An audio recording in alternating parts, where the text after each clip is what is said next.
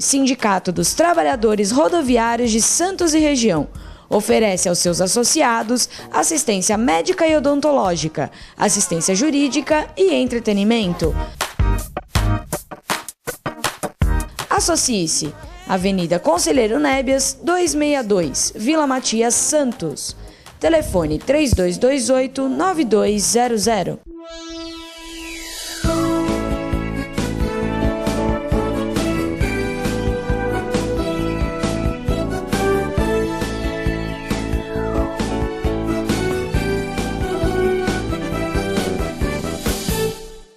Alô, Baixada Santista, é o Sem Reação chegando pela sua TV Com. Prazer muito grande em contar com a sua audiência nesta quarta-feira ao vivo, falando para toda a Baixada Santista e convidando você desde já a participar do nosso programa. Hoje, na parte da manhã, eu estive presente no tradicional café do Sindaporte, casa lotada. Fazia muito tempo, casa lotada, aposentado, pessoal da ativa, prestigiando esse evento do Sindaporte, que começou com os aposentados e hoje atinge a todos os segmentos. Mandar um abraço para a diretoria, o Valdir, o Ricardinho, o João de Andrade e também ao presidente Everandi Cirino, que se empenham na realização desse evento. E hoje, é engraçado, o café da manhã do Sindaporte é prestigiado sempre por candidatos, né? Até meses atrás, os candidatos a deputado estadual e federal batiam ponto lá. Agora, hoje, 2 candidatos ao Santos Futebol Clube estavam lá batendo cartão, né, e levando o seu pensamento para o clube. Então fica aqui o nosso parabéns, um belo evento. Muito obrigado pelo convite que o nobre presidente Everandi Cirino faz ao programa. Nesta quarta-feira, nós temos como convidados o Dr. Armando de Matos Júnior, advogado, gentilmente vindo ao programa, e também o Dr. Aldo Santos Pinto, também gentilmente vindo ao programa. Hoje, dia dos direitos humanos, Dia Internacional dos Direitos Humanos, e a presidente Dilma recebeu o relatório da Comissão da Verdade e chorou. Ela que foi torturada, né? Sofreu com os problemas de ter sido guerrilheira e naturalmente foi perseguida como qualquer um que cometa crimes contra a sociedade. E nós não podemos destacar que apesar de ser uma luta pela democracia, houveram crimes, não é? E tanto é que os militares hoje discutem isso. Está aqui, olha. Dilma recebe relatório da Comissão da Verdade e chora ao lembrar mortos, não é? Está aqui, olha. Presidente Dilma, o Reale com a sua lente especial vai mostrar aqui a foto. Isso foi agora, acabou de acontecer. Olha aí, tá aí. Muito bem. Ela recebeu o relatório final da Comissão Nacional da Verdade sobre crimes e violações dos direitos humanos. E o que chamou a atenção neste relatório é que expuseram a culpa na igreja, né? Resumidamente falando. Cadê? Olha aqui, a Comissão da Verdade relata papel de igrejas no golpe de 64. O apoio dado pelas igrejas do Brasil ao golpe militar em 1964 e mais tarde a consolidação da ditadura terá destaque no relatório final, que foi esse que foi entregue agora para a Dilma, a informação do coordenador do grupo de trabalho encarregado de analisar a questão religiosa naquele período, o cientista social Anivaldo Padilha. Ele disse que já sabiam desse papel importante. Ô Armando, boa tarde, obrigado pela participação. Eu achei que a igreja defendia os fracos e oprimidos. E agora vem esse relatório dizendo que a igreja colaborou com a ditadura. Boa tarde a todos, aos meus amigos, a você, Augusto, ao meu amigo e colega Aldo. Deixar aqui o meu abraço também, o meu respeito como advogado, brilhante advogado. Quero mandar um abraço aqui também para o Everandir Cirino, que é presidente do sindicato, que você acabou de comentar, muito meu amigo, pessoa que eu tenho uma relação estreita e gosto muito dele. O assunto ele é muito delicado, mas interessante nós falarmos sobre a ditadura e os problemas dos militares, que até hoje são discutidos, e essas comissões estão, aspas, desenterrando defuntos, literalmente, fizeram isso recentemente. Em 1979, o Figueiredo publicou a lei da anistia. Então, lá em 79, anistia ampla, geral e irrestrita. O que isso quer dizer? É para os dois lados, para quem bateu e para quem apanhou. Eu entendo que isso traz sequelas, traz mágoas. Nós temos aí o caso do Marighella, Lamarca, do delegado Fleury. Todas essas pessoas, elas participaram ativamente desses problemas. O filho da Zulu, que é Zulu, é isso mesmo? O filho da Socialite no Rio de Janeiro, que tentaram reconstituir, até um filme sobre a vida dele. Zulu? Eu falei não, Zulu. Não é Zulu, é nem Zilu, Zulu, é um outro nome. Ele foi arrastado com o carro e o corpo dele sumiu e etc. Isso tem várias histórias. Só que a lei foi criada em 79 e a verdadeira ninguém sabe, né? Não, a verdadeira não. Ninguém sabe. Posso continuar? Desculpe. Você estava falando sobre a Igreja Católica. Existem falas sobre isso. Há um grande problema, não estou aqui para falar mal da Igreja Católica, pelo amor de Deus, citando fatos históricos. Durante a Segunda Grande Guerra Mundial, aconteceu um problema muito sério. A Igreja Católica fechou os olhos com relação aos campos de concentração. Isso até veio ser estudado depois e fomentado naquele tratado de Latrão, né? Que é um tratado feito dentro do Vaticano com relação a isso, mas não se explora e não se fala, com todo respeito à Igreja Católica, mas existe essa falha, tanto na Segunda Grande Guerra Mundial, em outros períodos. A Santa Inquisição também, né? Foi uma grande falha da Igreja Católica com relação à vida, à preservação da vida. Muito bom. Nem Zilu e nem Zulu. Zuzu. Angel. Tá aí. Doutor Aldo, boa tarde, obrigado pela participação. A Comissão da Verdade, essa Comissão Nacional da Verdade, inclusive ela refletiu nos municípios. Aqui em Santos teve, o Estado também, não é, criou a Comissão da Verdade. Ela teve como objetivo investigar violações de direitos humanos consideradas graves e ocorridas entre 18 de setembro de 46 e 5 de outubro de 1988 no Brasil por agentes do Estado. Eu particularmente acho... Tem alguns casos que são muito marcantes, da santista Beth Mendes, que ficou à frente do seu torturador quando ela era secretária num evento na Argentina. Ela ficou à frente com o cara lá, teve uma crise de choro, e acho inclusive que naquele momento ela mudou a vida dela, porque ela a partir dali até se desmotivou um pouco da política, talvez até por ter tido esse impacto de ficar frente a frente com aquele que a torturou. Boa tarde, obrigado pela participação. O senhor acha que a igreja... Você concorda com a Comissão Nacional da Verdade, que alega que a igreja colaborou com a ditadura? Boa tarde, Augusto Capuricasa, obrigado pelo convite. Agradeço também a atenção que a sua equipe gentilmente oferece para nós aí. Sem a equipe, registre-se isso, nada disso aqui seria possível. Verdade, né? Nós temos uma equipe muito competente. Que trabalha muito tempo antes de nós aqui estarmos falando. É verdade. O doutor Armando também, meu amigo, retribuo. Para mim é uma honra compartilhar da mesma bancada do colega. A você também, telespectador, meu boa tarde. E antes de eu comentar isso, eu gostaria de falar também sobre os portuários, né? Os portuários santistas, eles representam também, estão umbilicalmente ligados à cidade. Por isso que os candidatos, seja lá o posto político, o Santos Futebol Clube, eles prestigiam, porque tem que ser prestigiada mesmo a classe dos portuários da nossa cidade. Há uma frase de Shakespeare que fala que todo mundo é capaz de dominar uma dor, com exceção de quem a sente. Então, a imagem da presidente Dilma Rousseff chorando, pode surgir comentário de que ela seja demagoga e tudo mais. Eu prefiro acreditar que não dá para se imaginar o que ela está sentindo naquele momento, de lembrar o que ela viveu. Né? Ela passou, né? Não sou ligado ao Partido dos Trabalhadores, mas nós temos que reconhecer isso. Né? Todo mundo é capaz de dominar uma dor, com exceção de quem a sente.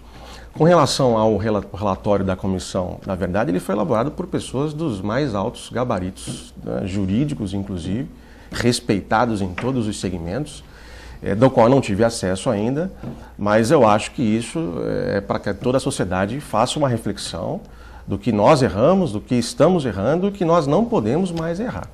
Eu acho que fica esse caminho aí para a gente. Eu acho que naturalmente que as marcas elas são para sempre, né? Haja vista o caso da Beth Mendes, né? Num evento oficial, um ato público, em determinado momento ela se defronta com o torturador. Na época, Capitão Ricardo, tinha um nome lá, um codinome, né? E ela tem uma crise, uma tremedeira, um ato, né? Acho que deve ser... tem um filme, Labirinto do Fauno, que é um filme que mostra como era a tortura na Espanha, na ditadura de Franco. É impressionante, né? Você falou tudo, a dor, quem a sente não domina, né? Então, eu só fico um pouco preocupado com a tentativa de punir agora aqueles que fizeram parte... Foi o que eu falei aqui, isso já foi esclarecido em 1979 com uma lei própria. Eu observo toda hora algumas pessoas querendo buscar informações para processar algumas pessoas. Os crimes já prescreveram, isso aconteceu há muitos anos atrás. Há uma discussão sobre isso, se pode ou não pode, mas a lei de anistia é de 79. E foi para os dois lados, não é para um lado, não é para o governo, é para quem, como eu falei, quem bateu e quem apanhou. Então é para os dois lados, até porque... Tem núcleos, tem segmentos dos militares, naturalmente os que estão na reserva, que eles dizem que eles não cometeram crime nenhum. Na Argentina, eles estão condenando generais até hoje, por conta daquela Operação Condor, que foi verdade. Ao mesmo tempo nosso aqui. Aliás, existia até parceria e o governo norte-americano dava informações para os dois países, tanto para a Argentina como para nós. Mas agora saiu que a CIA torturou também, né? Saiu essa informação nessa semana que a CIA também colaborou com torturas. Mas um outro exemplo vivo é a cadeia de Guantánamo, onde as pessoas são inseridas lá e não se sabe quando começa e quando termina as suas penas. Eu achei interessantíssima a entrevista do Mujica, se colocando à disposição de receber os presos, e ficou 3 presos vão para lá, né? E ele dizia assim, nós temos que ajudá-los, né? Nós temos que... não podemos permitir... O que ele fala é que é uma questão monetária internacional. Não vamos mais decidir ou julgar quem é culpado por estar lá ou não, ou de que forma colocaram lá. A saída é dar dignidade para eles. Né?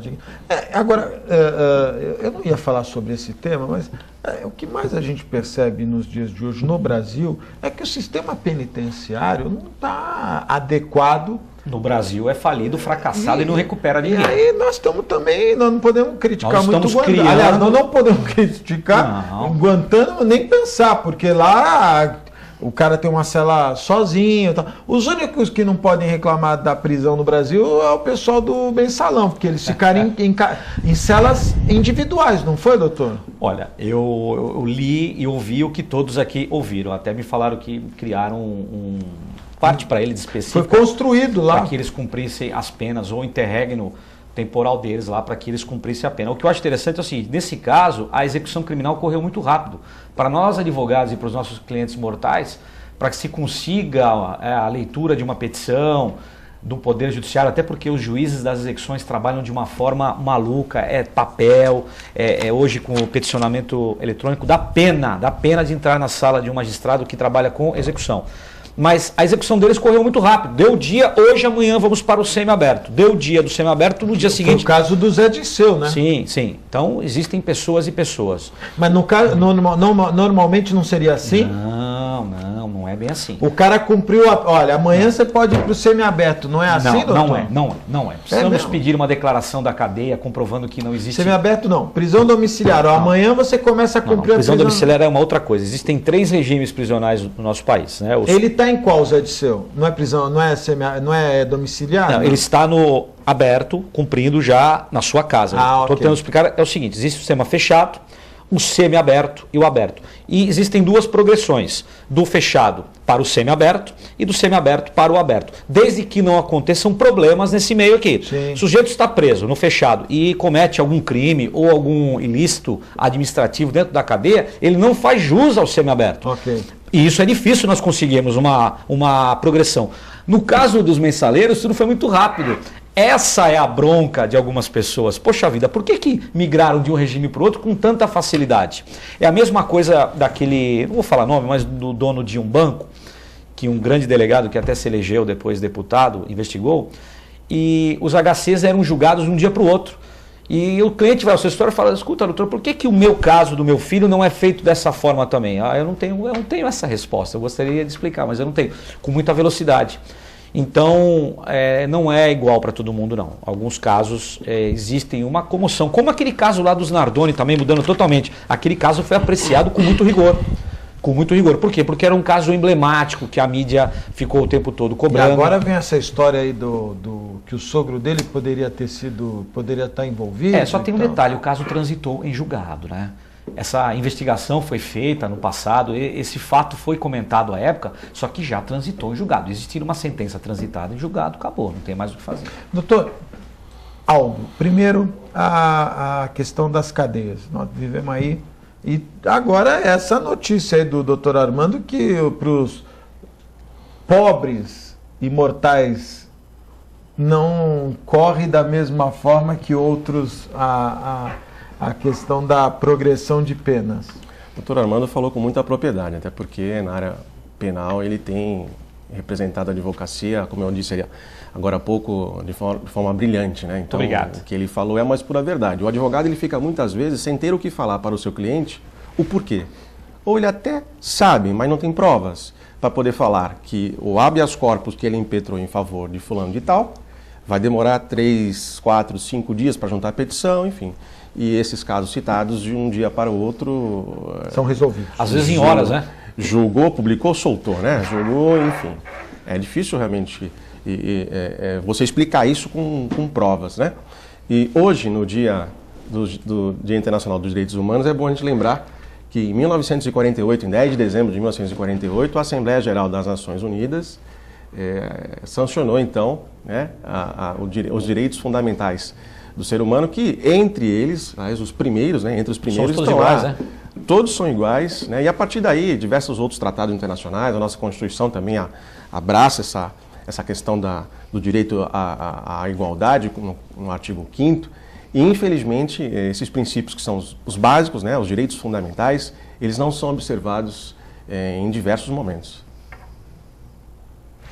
Nós estamos vendo agora a questão, por exemplo, das superlotações das cadeias, né? Eu vi uma matéria esses dias de um túnel numa das cadeias aí no Nordeste, fora aquele caso de Pedrinhas lá que ficou... Foi esse ano. Foi esse ano. Onde os caras eram decapitados. O caso da menina... Pelos próprios presos, né? Pelos próprios presos, naturalmente. O caso da menina, que esse caso também eu não vi mais, a menina que foi estuprada, ela ficou presa numa cadeia no Nordeste, uma cadeia masculina. Isso foi um absurdo. E ela um tremendo absurdo. Um absurdo isso. E não se ouviu mais nada. E a menina era abusada diariamente por diversos presos e perguntada a delegada ou a juíza, não me recordo agora, enfim, aquele responsável, não temos onde colocar. Aí eu fico sabe onde me deixa um pouco indignado? Quando a gente fala de direitos humanos, o Estado ele deve ser o principal responsável por proporcionar condições mínimas. E o Estado é o primeiro a ir contra essa própria declaração. A gente vê os casos, por exemplo, da saúde, de pessoas que morrem por falta de atendimento, pessoas que ficam com sequelas. O Estado poderia ser penalizado por descumprir os direitos humanos? Não só poderia, humanos? como pode. Ocorre que uma ação dessa ela é demorada, é contra a Fazenda Estadual, Federal, o doutor Aldo muito mais, de uma forma brilhante, poderá explicar. Mas baseado na falha do Estado, na falha estatal. Na falha estatal, que eu digo, é a falha do governo municipal, do governo estadual e do governo federal. Nós, quando roubados ou um bem nosso roubado, poderíamos mover uma ação contra a fazenda pública, no caso um furto de carro, por exemplo, mas uma ação dessa vai demandar anos, anos e anos, e eu não sei onde vai dar. Se chegar lá no último... Sim, é possível isso. Agora, só falando sobre o sistema prisional, sim, a grande culpa disso, se você me permitir, é do próprio Estado. O Estado, lá atrás, colocou no Rio de Janeiro, na Ilha Grande, colocou presos comuns com presos políticos. Aí criou-se o Comando Vermelho, porque o preso político falou, leia Karl Marx, que você vai entender alguma coisa sobre o mundo. E aí os caras foram estudar, se organizaram, e hoje são verdadeiras organizações, nós observamos aí nos programas aí, das televisões, falando sobre isso. Eu alertei aqui, viu, doutor Aldo?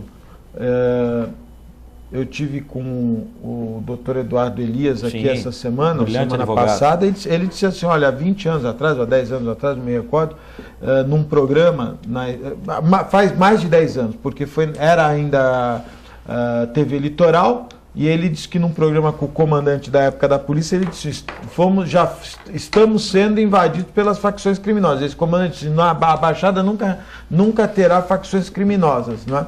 E o que a gente vê agora, nessa semana que passou, 3 assaltos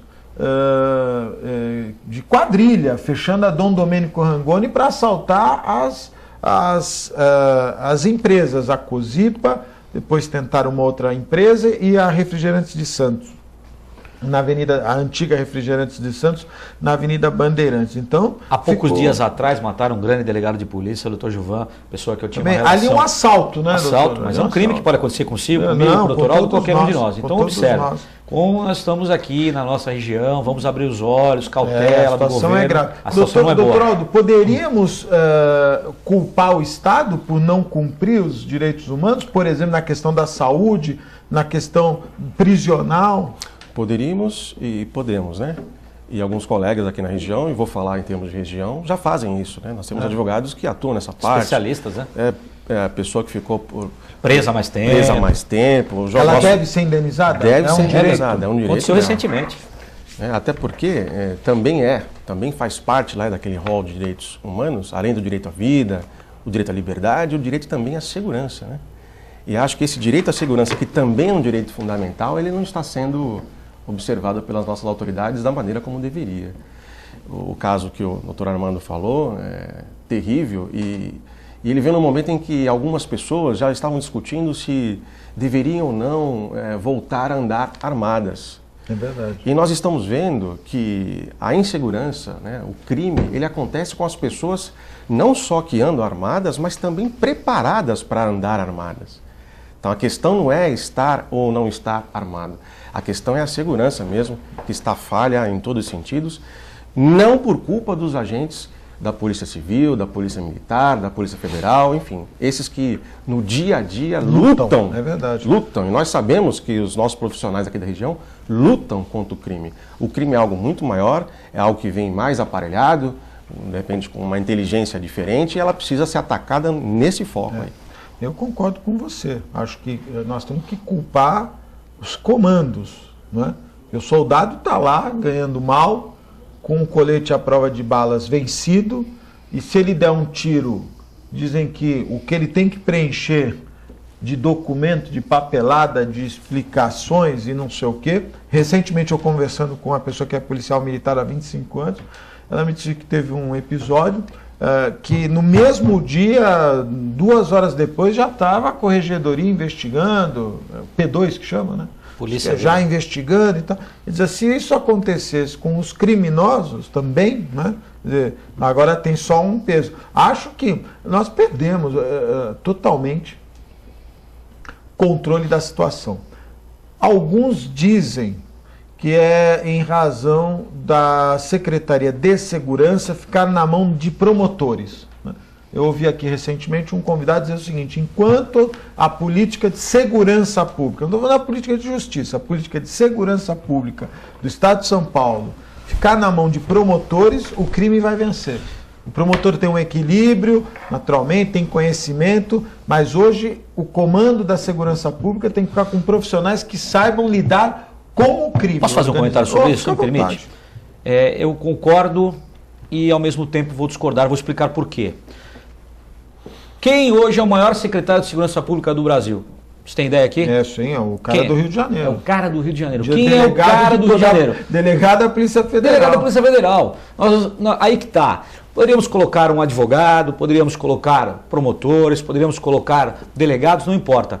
O que nós precisamos pensar na segurança pública é algo hoje para 20 anos. Não só vamos comprar viaturas, vamos comprar armas, precisamos valorizar as nossas forças policiais, as polícias que o doutor Aldo disse aqui. Precisamos pensar no investimento de educação, iluminação, transporte, emprego, saúde, para que a próxima geração, daqui a 20 anos, nós tenhamos uma qualidade melhor. Isso não se faz do dia para a noite. O que se faz do dia para a noite é o que fizeram lá no Rio de Janeiro, tapa-buraco, aquela operação cinematográfica, aquilo tudo, morre gente, prende gente, tanques lá nas favelas, isso é muito bonito, muito bacana. Na Copa do Mundo. Resolveu o problema? Resposta, não resolveu. Mas Beltrame, esse nome dele. A Dilma disse que ela disse o seguinte, na campanha ela disse o seguinte, nós vamos voltar com o que foi aplicado na Copa do Mundo, que foi a integração de todas as polícias. Eu só queria fazer uma observação. Nós não podemos comparar o perfil geográfico e social do Rio de Janeiro e não podemos comparar a polícia carioca e todo o envolvimento que a polícia tinha com o crime, e não dá para comparar com São Paulo, são outras realidades. Eu particularmente acho que se o Beltrame, e nem os recursos, né? Eu acho que particularmente se o Beltrame tivesse em São Paulo, nós teríamos um resultado de combate à criminalidade melhor, talvez, não é uma dúvida, também ele poderia ser um fracasso, mas eu acho que o combate à criminalidade seria melhor. O combate deve ser feito com essa violência que nós estamos discutindo aqui ou não, doutor? Enquanto vocês estavam conversando, eu estava pensando naquele cachorro que corre atrás do rabo. Sabe aquele cachorro que fica correndo atrás do rabo? Dessa conclusão daí, nós puxamos 2 pontos aí. Primeiro, o que o doutor Armando disse, que se não tiver investimento na educação, a gente não chega a lugar algum. E segundo, ela não é para agora, é para 20 anos. Por que eu falo que me veio a imagem daquele cachorro que corre atrás do rabo? Porque a todo momento que nós paramos para conversar, seja aqui, seja num café, seja num restaurante, enfim, para conversar sobre segurança, sobre política de segurança, inevitavelmente nós falamos sobre a educação. Se não houver um investimento de educação a longo prazo, nós vamos continuar vendo essa política de comprar viatura, de construir presídio e achando que isso é investimento em segurança. Eu nem acho que o comando, como o Augusto disse, o comando da polícia é também culpado. Não, o culpado disso é a política de segurança pública brasileira.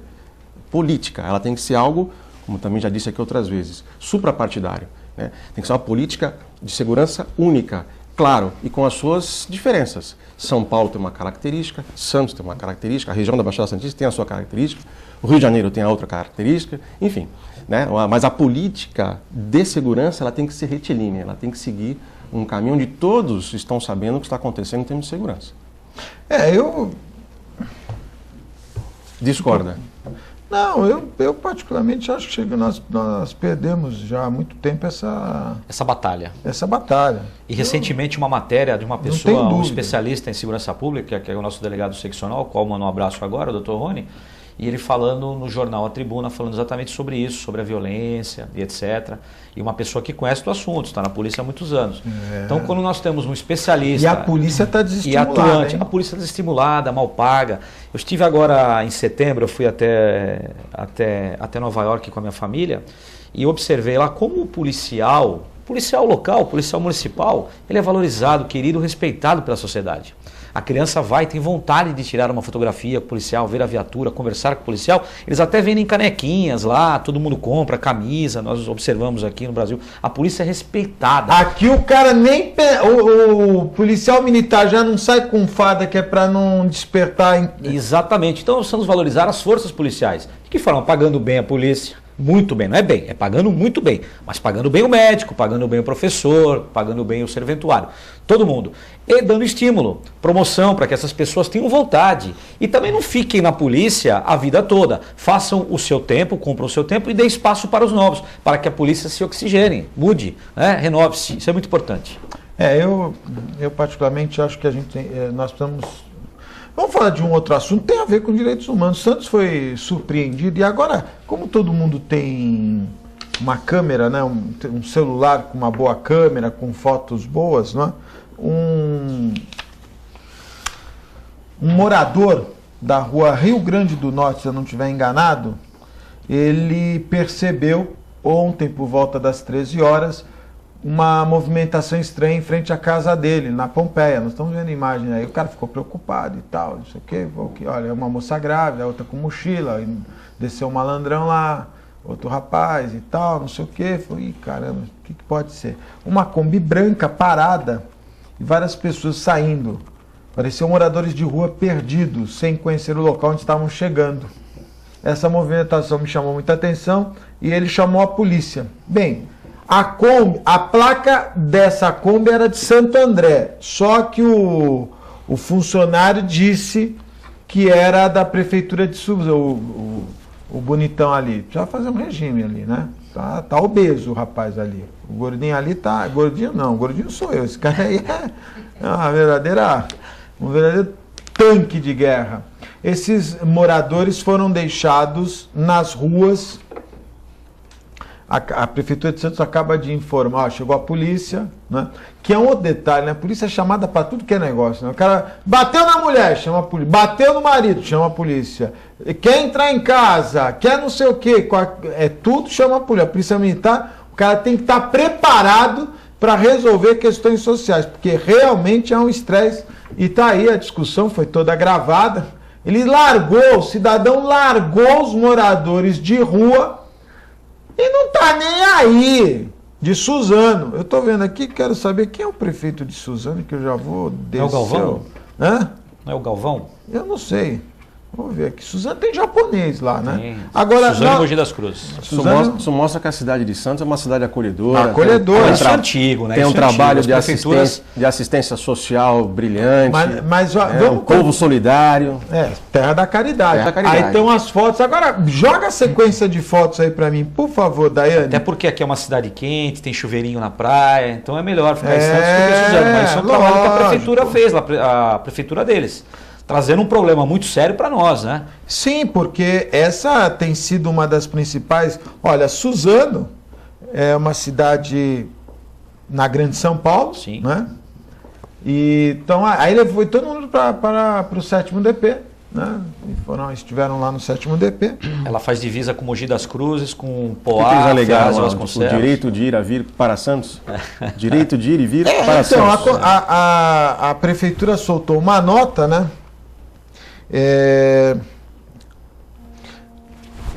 Aonde, segundo o comandante da Guarda Municipal, o responsável de Santos, o responsável pela equipe que fez a abordagem, uma denúncia fez com que as autoridades sociais ao local, por volta da 1h30 da tarde, onde flagrou essa Kombi. A equipe foi até a área e conseguiu flagrar uma viatura com 2 funcionários da Prefeitura de Suzano. Eles trouxeram os moradores de lá para cá, o que incorre em crime, não sei qual. A versão é rebatida por um dos ocupantes do veículo que trouxe os moradores de rua para a região. A gente não costuma fazer isso, levar moradores de rua de uma cidade para outra. Eles disseram que são de Praia Grande e pediram para vir para cá, os moradores de rua. Nós apenas tentamos fazer o nosso serviço. Infelizmente aconteceu isso, foi um erro nosso, porque trouxemos esses moradores. Não sabíamos que não podia, que era proibido. Explica o funcionário que preferiu não se identificar. Ele diz que trabalha há 3 meses para uma empresa terceirizada que presta serviço à Secretaria de Suzano. Saíram às 10 e chegaram ao meio-dia. Paramos numa rua em qual não sabia o nome.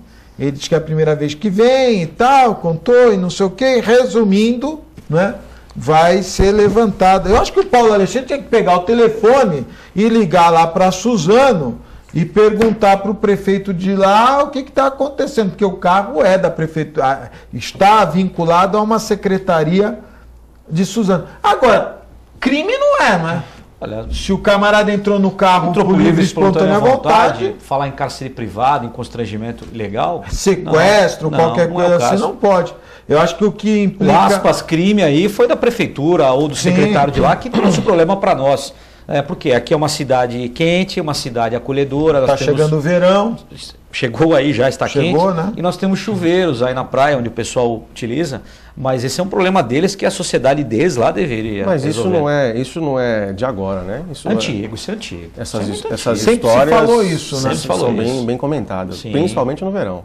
Sim. E sempre se falou que que mandar. Eu vou ser honesto com você, eu sempre escutei isso, mas nunca imaginei que realmente acontecesse. Nunca tinha visto. Nunca tinha, não, e nem eu falava, será que o cara vai trazer gente de fora? Tá aí a prova. Mas como você disse hoje, a facilidade de você gravar, fotografar, todo mundo tem um celular hoje no bolso, é muito fácil. A prova é feita rapidamente. É verdade. Quem sofre, apesar de você ter, apesar do Dr. Aldo ter dito, nós temos uma cidade acolhedora, temos uma cidade com uma infraestrutura social adequada. Mas aí você sobrecarrega os prontos-socorros, que Exatamente. Já não atende aos moradores da região. Os sistemas de atendimento social acabam ficando sobrecarregados, porque você recebe moradores de rua de outras cidades. Segurança pública. Eu acho que segurança pública, enfim, porque eventualmente pode acontecer algum problema, enfim. Como o município deve agir nesse caso, doutor Aldo? Pois aí fica bem difícil, né? Nós temos, por exemplo, uma Santa Casa muito bem equipada, com profissionais bem preparados, mas que, creio eu, não aguentam tamanha demanda que recebe de todas as cidades que compõem aqui a região, né? Então, nesse exemplo aí, além de sobrecarregar a saúde, como você disse, os pronto-socorros e tudo mais, isso acaba atrapalhando nós aqui que pagamos os nossos impostos, né? Que também temos os nossos problemas que estão sendo solucionados pelos entes responsáveis, enfim. Isso daí acho que tem que ser apurado a fundo e evitar que isso ocorra, né? Para que seja evitado que isso ocorra, porque atrapalha todos nós aqui, com certeza. Quer comentar, doutor? Eu quero. Isso é uma coisa muito antiga, isso é uma tradição da nossa cidade, não só Santos, da nossa região, de prefeituras do nosso entorno. E fala Suzano. Suzano é aqui perto, são 80, 70 quilômetros. É Grande São Paulo. É Grande São Paulo, é ao lado de Mogi das Cruzes, é uma cidade dormitório. A grande maioria das pessoas que moram em Suzano trabalham em São Paulo. O prefeito de Suzano, está aqui, ó. Quem é? É japonês. É japonês? Opa, já sumiu aqui? Sumiu. Está aqui, ó. Paulo Fumio Tokuzumi. É o atual prefeito. Paulão, Paulão! Que feio, Paulão. Mandando os caras para cá, poxa vida. Engenheiro.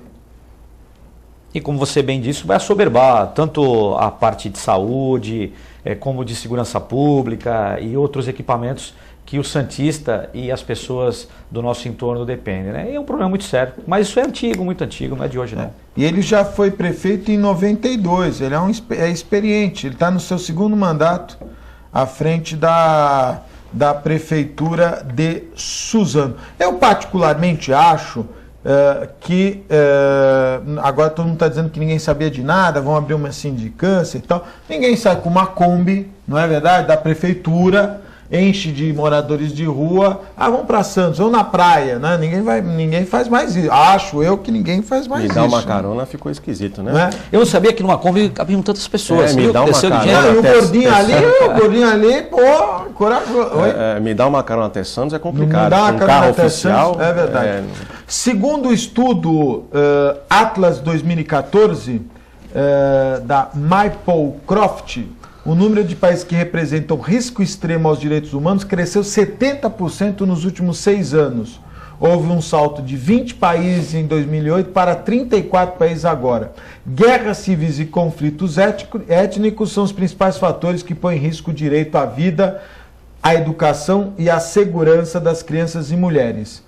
197 países foram monitorados.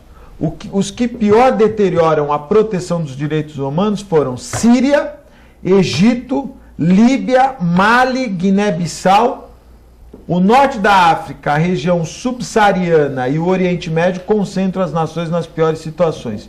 China, Índia, Rússia e México, eles aparecem como países de extremo risco. O Brasil aparece como de alto risco. Nós estamos ali ainda não chegamos em extremo mais. China, Índia, Rússia e México, extremo risco. Síria, Egito, Líbia, Mali, Guiné-Bissau, o norte da África e a região e o Oriente Médio são consideradas as piores situações de direitos humanos, doutor? Eu não vejo o Brasil com esse nível de risco que essa classificação aponta. Nós temos aqui um país com ampla liberdade de religião, né? E lembrando que religião, nos primeiros países que você citou, creio que seja o maior problema de guerras, de desrespeitos, de maus tratos, enfim. Então eu não vejo o Brasil com esse grau de risco. Doutor Armando. Olha, nós vivemos numa região rica, aqui, um estado rico, São Paulo é um estado rico, nós temos aí lugares no nosso país onde nós encontramos pessoas vivendo com zero de dignidade. Mas fiquei triste agora de saber que tem países que vivem numa situação pior do que a nossa. Tu me lembra aquela fotografia, não sei se vocês lembram daquela fotografia, se não me engano na África, de uma criança negra e um urubu fitando a criança. Nossa. Conhece essa fotografia? Sim. Ela é marcante, ela ganhou até um troféu mundial sobre fotografia. Uma criança quase morrendo de fome, de sede no deserto e um urubu próximo esperando a criança morrer para ser devorada. Essa foto muito marcante. Nós não vimos isso aqui no país, mas nós sabemos que tem pessoas passando fome, pessoas sem esgoto, pessoas sem o mínimo contato com a saúde. Isso é muito triste. Isso cabe ao governo federal, estadual e municipal, né? E a nós todos. Deixa eu só fazer uma parte, me permite uma parte, não estamos num plenário. Essas desgraças nós já conhecemos. Com relação à pesquisa, né, o que eu questiono é qual é o parâmetro que essa pesquisa utilizou. Quais foram os critérios que ela utilizou para classificar. Pelos primeiros países que foram ditos, eu creio que as questões religiosas são as piores, são aquelas que geram os conflitos, e nós aqui no Brasil, ao menos neste ponto, nós temos aí ampla liberdade laico, de religião. Um país laico. Laico de verdade, né? Porque as religiões têm aí a sua liberdade de manifestação. Doutor Aldo, o pior de tudo é que nós sabemos que nós brigamos por religião há mais de 2000 anos. Antes de Cristo, os povos já se matavam, já se trucidavam por conta da religião. E continua até hoje. E não vai se sanar isso rapidamente. Nós temos que fazer um intervalinho. Os países mais violentos do mundo, hoje, se concentram na América Central e na América do Sul. Mas nós vamos falar isso no próximo bloco. Tá bom. Antes, meu amigo Paulo Alexandre Barbosa, liga para o Paulo Tokuzumi, que ele é do seu partido, o PSDB. Tá aqui, ó. Ele é prefeito, foi eleito foi eleito agora em 2013, assumiu em 2013, e ele é do PSDB. Aí, Paulo Tokuzumi, liga para ele. Acho que tem que ter um tete-a-tete para entender o que está acontecendo. De Paulo para Paulo. De Paulo para Paulo, não é? Nós vamos fazer um breve intervalo no nosso programa, voltamos já.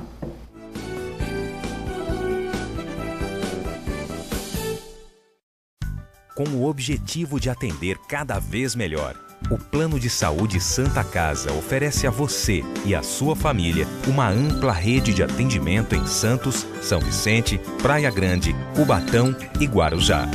Além de contar com a melhor equipe médica e multiprofissional do litoral paulista.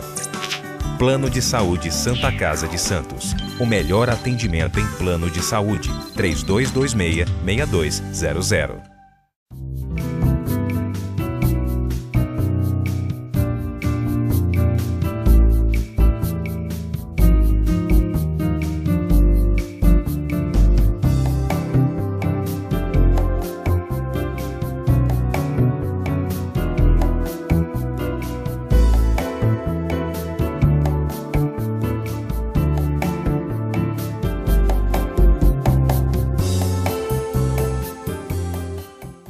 Buffet Maison Vanut, um novo conceito em festa. Requinte e sofisticação no mesmo espaço. Atendemos todos os tipos de eventos, aniversários, casamentos, festas infantis e confraternizações. Venha conhecer nossos ambientes e faça o seu orçamento. Buffet Maison Vanucci, Avenida dos Bancários, 42.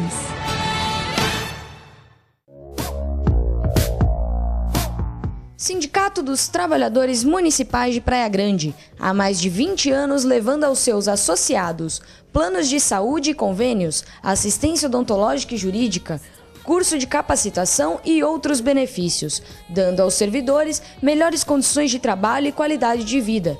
Para mais informações, acesse o site www.sindicatopraiagrande.org.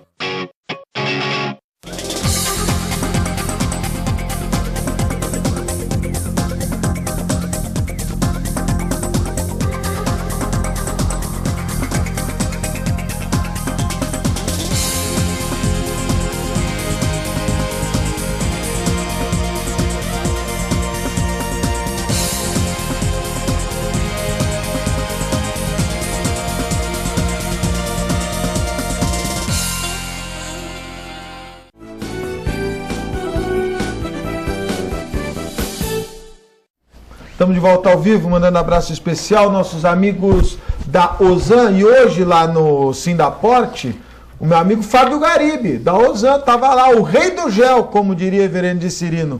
Um abraço especial, o Fábio Garibe que estava com toda a sua equipe. Um abraço também aos meus amigos do restaurante Boqueirão Express Grill, Rua Lobo Viana 89, ao lado da Unisanta, em frente ao Super Centro Boqueirão. Restaurante Boqueirão Express Grill. E os meus amigos do Incatep, o primeiro e verdadeiro centro de excelência portuária, o Incatep qualificando a mão de obra do trabalhador portuário e preparando para o mercado de trabalho. Incatep, são vários os cursos que o Incatep oferece para qualificar a mão de obra do trabalhador portuário.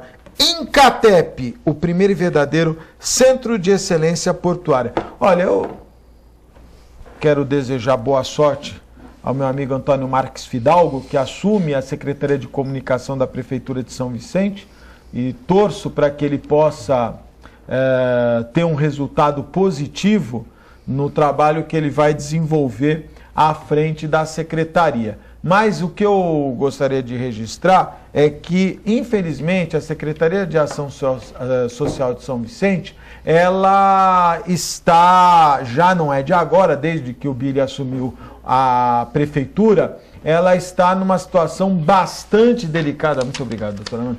Está numa situação... Está chegando um recado aqui do Filete. Era isso aqui? A Daiane veio toda quem estivesse no Exército para trazer um recado do Eduardo Filete, é isso? Eu vou ler daqui a pouco. O Filete está mandando um abraço, dizendo da elegância do Dr. Aldo, da elegância do Dr. Armando, e falando da beleza do Dr. Aldo.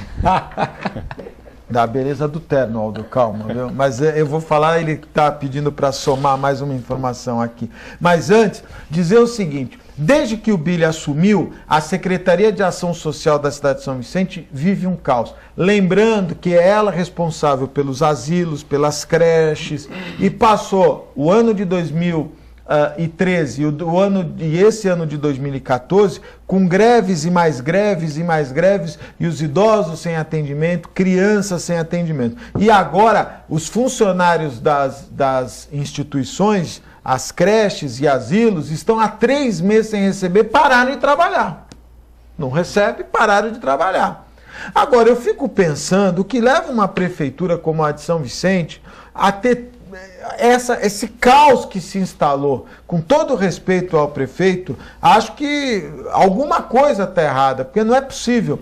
E fico pensando, a ação social, nós estamos falando de direitos humanos, como é que você pode permitir que asilo de idosos não tenha ninguém para atendê-los? Um idoso, num estado mais crítico, ele precisa de atendimento.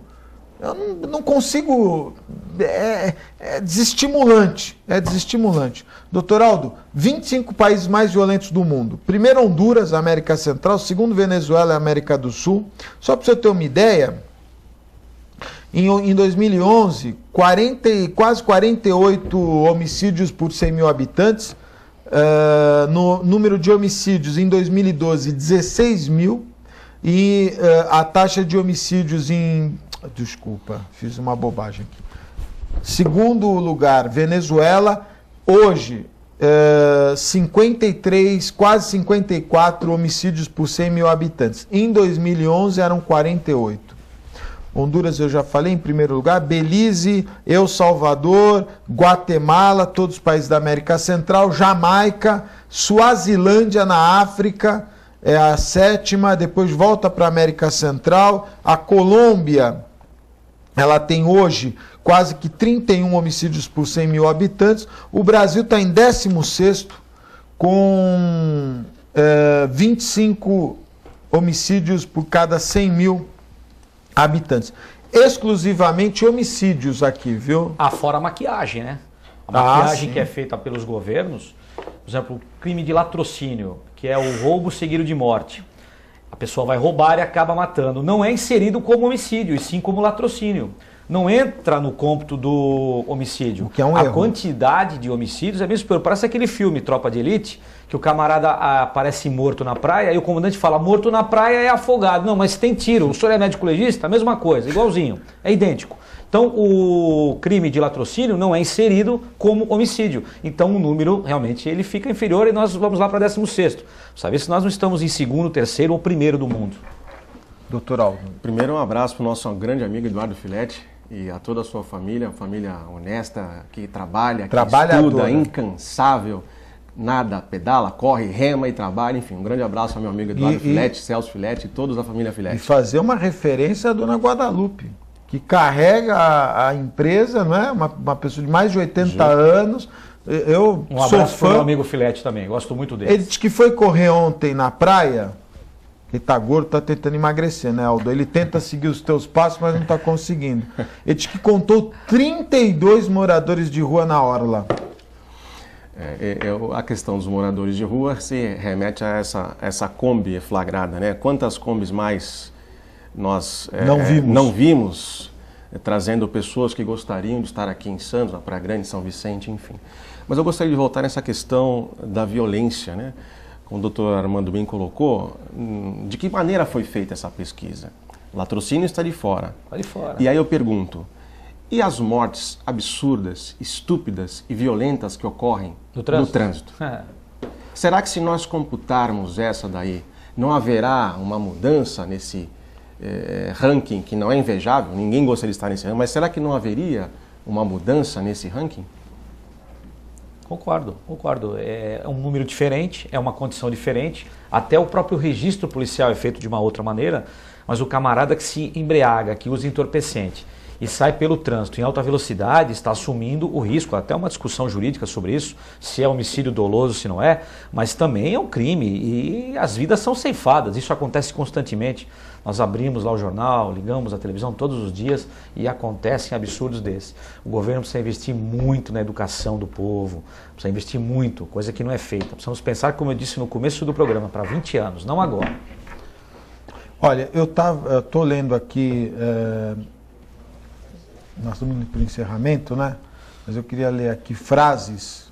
Essa questão da violência, nós não podemos deixar de lado, né? O Brasil vem crescendo de uma forma estrondosa, né? Mas eu só queria registrar aqui frases do relatório que nós vamos encontrar, frases que vão ser encontradas no relatório da Comissão da Verdade. Dulce Pandolfi, historiadora presa e torturada na década de 70, em depoimento à Comissão da Verdade em maio de 2013. 2 meses depois da minha prisão, e já dividindo a cela com outras presas, servi de cobaia para uma aula de tortura.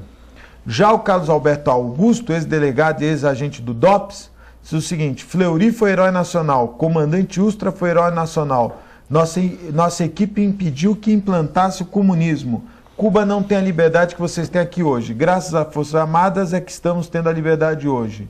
O Antônio Espinosa, ex-comandante da organização VAR Palmares, em depoimento à Comissão Nacional da Verdade, disse o seguinte: tilintar de Chaves me incomoda até hoje. O José, essa frase foi sensacional, o José Conegundes, tenente do Exército, eles, quando mandaram um bilhete para ele, convocaram ele para depois, ele disse: se virem, não colaboro com o inimigo. Impressionante. Tem um pessoal aqui que ficou bravo, né? O Carlos Alberto Brilhante Ustra, esse comandante, do DOI-CODE, nome que muitas pessoas tremem ao ouvir ainda, em razão dos traumas, nós estávamos contra o comunismo para não se transformar o Brasil numa enorme Cuba. Já o Major Curió disse o seguinte: eu realizava interrogatórios, você não serve exatamente biscoitos lá. Tem um aqui que é impressionante, o Manuel Messias.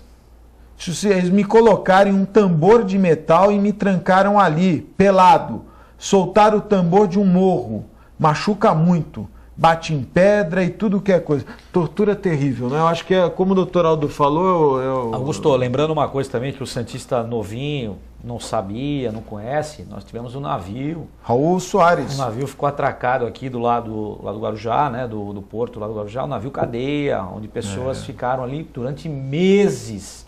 Depois esse navio foi embora e foi desmontado, né? Mas esse navio ficou atracado aqui e santistas permaneceram presos lá durante muito tempo. E sofreram muito, era uma cadeia flutuante. Uma cadeia flutuante com tortura, de aço. Agora, eu acho que no Brasil o caso mais marcante quando se fala em direitos humanos, além naturalmente desse processo toda a ditadura, foi o massacre do Carandiru, não é verdade? Onde muitos morreram, né? Aí se fala em números, me parece até revivendo um pouco a história da Vila Socó, onde hoje se estima que mais de 500 pessoas morreram, e no Carandiru foram 111 mortos, e desses 111 mortos, 52 eles foram... alegaram que foram os policiais, não é? E o último réu do massacre do Carandiru foi condenado em 624 anos agora. Ele é o ex-PM Cirineu Carlos Letang. Ele foi julgado ontem, ele já estava preso pela morte de 6 travestis. Esse caso também é emblemático na justiça criminal, né, doutor Armando? 1992, e o grande comandante da operação, o secretário de Segurança Pública, que depois passou a responsabilidade para o comandante da Polícia Militar e para aquele que realmente entrou com a sua tropa, que veio até morrer nas mãos da namorada, né?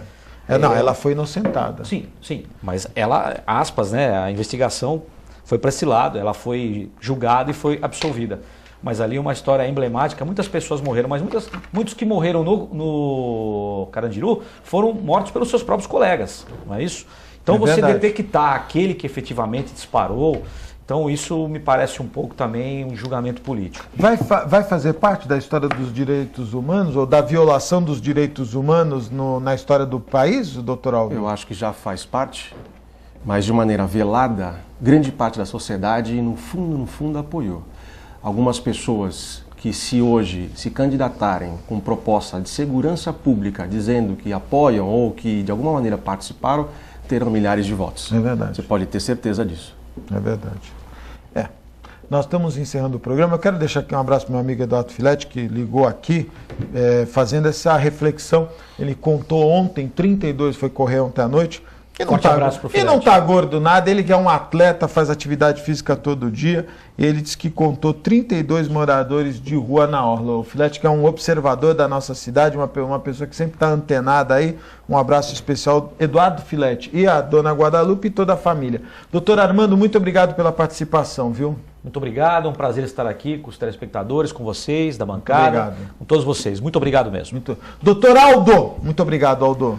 Eu é que agradeço mais uma vez a oportunidade, pode ter certeza que eu aguardarei ansiosamente um novo convite e quero encerrar desejando a você boas festas, né? Não sei quando será a nossa próxima participação aqui, um ótimo Natal e que 2015 seja com mais saúde, com mais segurança e, enfim, para que todos possam aproveitar melhor a vida. É verdade. A você, telespectador, muito obrigado pela audiência. Nós estamos indo embora, mas voltamos amanhã, às 1h15 da tarde, ao vivo, direto aqui dos estúdios da TV Com. Um forte abraço e até amanhã, se Deus quiser e Ele há de querer. Tchau.